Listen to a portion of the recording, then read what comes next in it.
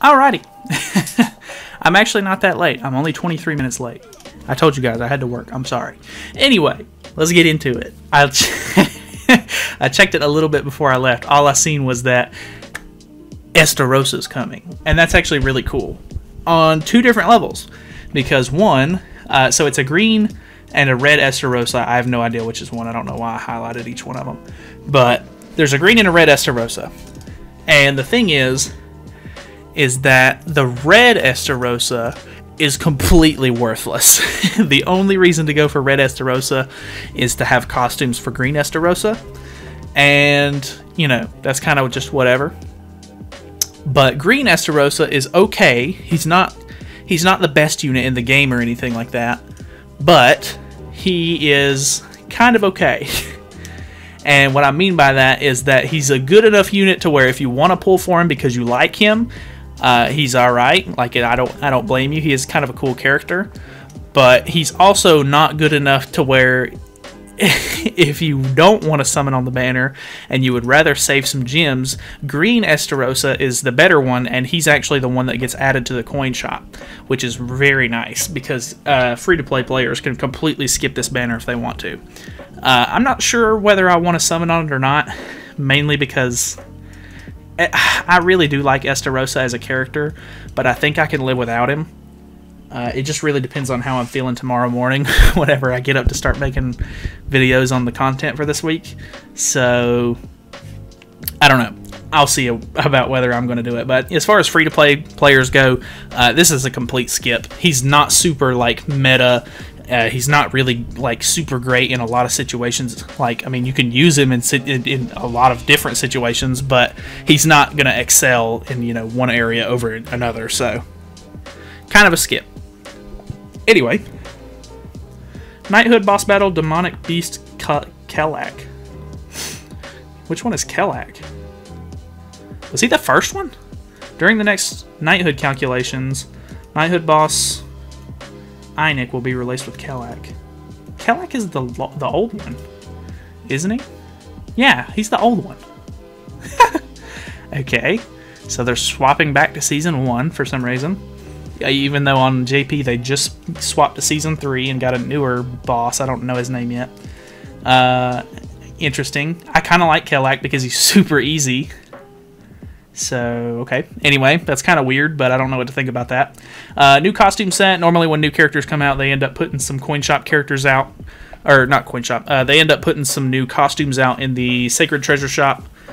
And I'm assuming it's probably going to be money first and then diamonds afterwards. It's probably just going to be for, I want to say for Melascula they did 3 different costumes. There was I think there was a SR, an SSR, and a UR costume, I want to say. I could be wrong on that. But I think that's what they did. I'm almost positive. I don't have Melascula yet, so I can't even check. Anyway, I might be able to check in the Sacred Treasure Shop really quick. I don't know for sure though. Outfit. Can I? Oh, I can't. I don't have her, so I can't sort by her. Oh, it's not going to show me characters I don't have costume, or I don't have, so, oh well. I'm pretty sure that's what they did, though. Either way, I'm assuming they're just going to bring a bunch of characters back. Or, not characters back. They're going to bring a bunch of costumes for him that you can buy to kind of help with your cosmetics and stuff like that.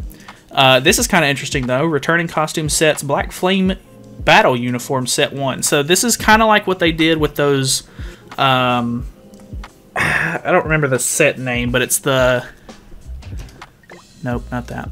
It's it's the same set that they gave Hauser this outfit, and everybody was super happy that Global brought it back because they were like, oh wow, like we can finally buy this buy the set for gems, which is really nice. So I guess we'll be able to buy the Black Flame set.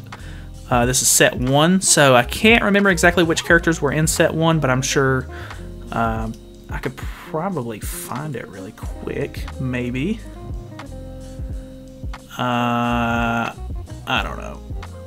It looks like maybe Liz, Meliodas, Bon, and Deanne, maybe? I'm not sure. I think that's what it is.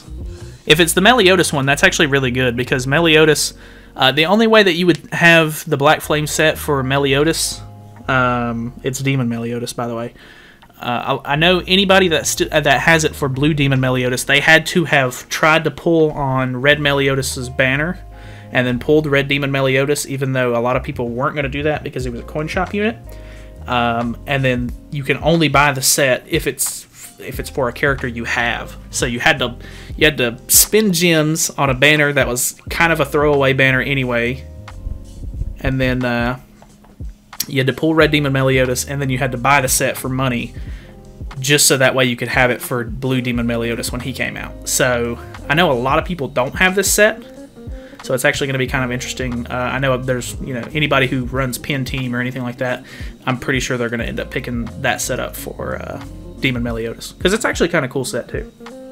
I don't like the hats for the set, but the uniforms are pretty cool.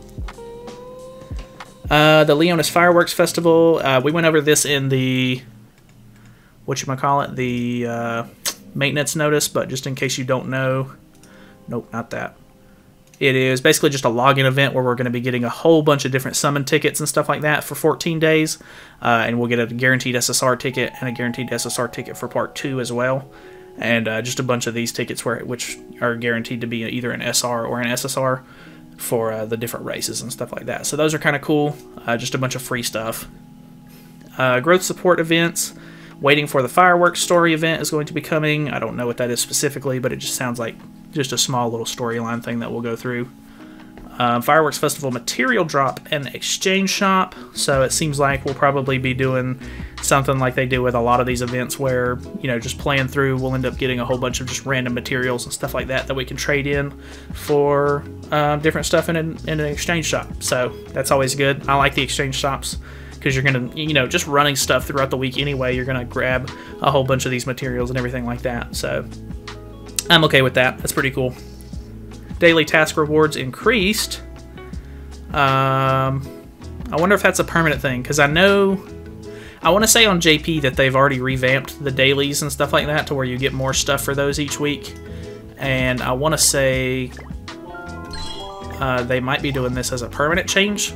Now that we're like a decent ways through into the game, they might be changing up what we get for our dailies and stuff like that. So that could be kind of cool, but if it's just a temporary thing, I mean, it's whatever. At least we get it for a little while. Gold perks event, not positive on what that is, but I mean, gold perks, I guess. This one is the really interesting one. Event boss battle Demon Chimera. So if I went over it a little bit in the maintenance notice, I ended up finding the JP patch notes for it. I wonder if I can find that really quick. Okay, so this is we're going to be getting an exchange shop and everything for it, along with the boss battle. This is the old post from 4/1. What is even? I'm really bad with the days or the months. So January, February, March. So April 1st. Yeah. I'm terrible. Anyways, this is the old post from then. I think the reason why a lot of people don't remember this that played or that have just started playing on Global is because this was around the time that Global launched. So I think people were really busy just getting into the game and doing stuff on Global that they don't remember this at all. I don't remember seeing anything about this whenever I first started playing the game. But then again, I wasn't watching a whole bunch of YouTube videos and stuff like that when I first started. So yeah. But I don't know. Obviously, you can't read some of this stuff, but he seems pretty cool. I kind of like his design. I know a lot of people make fun of him, saying he looks like a fucking Pokemon, but I don't know. He looks kind of cool. The exchange shop, it looks like we get SSR. I mean, obviously, some of this is going to change, but it looks like there's SSR chests, like treasure chests, some enhancement potions, SR pendants. It looks like that's books in a chest. I think those are little books on a chest. And then there's a guaranteed SSR ticket and then an SSR pendant. So that's kind of cool.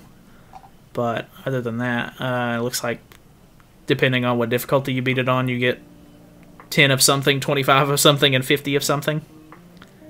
Probably the materials for the exchange shop now that I'm looking at it.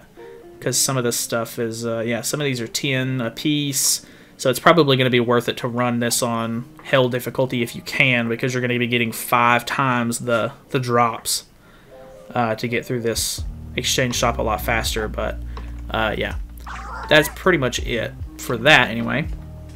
Platinum Shop additions. So everybody has been waiting on this that didn't pull on the Red Escanor banner. Red Escanor and Red Gallant are officially going to be in the coin shop tomorrow. So if you have your coins ready, like, I mean, I want to advise you guys to wait and use your coins when he's on a discount. But at the same time, it's Red Escanor. So if you don't have Red Escanor at all, just buy him. I mean, if you're really on the fence about it, you might as well just buy him. He's a really good unit in general. Definitely, if you want Gallant at all, like even if you don't really care for him and you just want to pick him up when he's on sale, I would definitely pick him up on sale instead, because he's not a good unit otherwise. I've not even picked up Red Melascula yet because I'm waiting on her to go on sale, especially because she's a commandment, because the commandments are just a little bit more expensive, and I don't want to spend 10 SSR coins when I could just spend 7. So yeah, I don't know. Definitely wait on Gallant. If you want Escanor right away, go for it. If not, like if you're still kind of like, if you think you can wait, I would wait. It's going to save you a little bit of SSR coins down the line.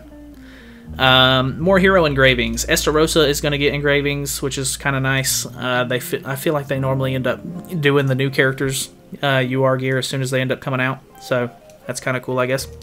Weinheit and Jude, I mean, whatever. And then Weinheit, I mean, I don't know anybody who uses Weinheit, but apparently he's okay in very niche situations.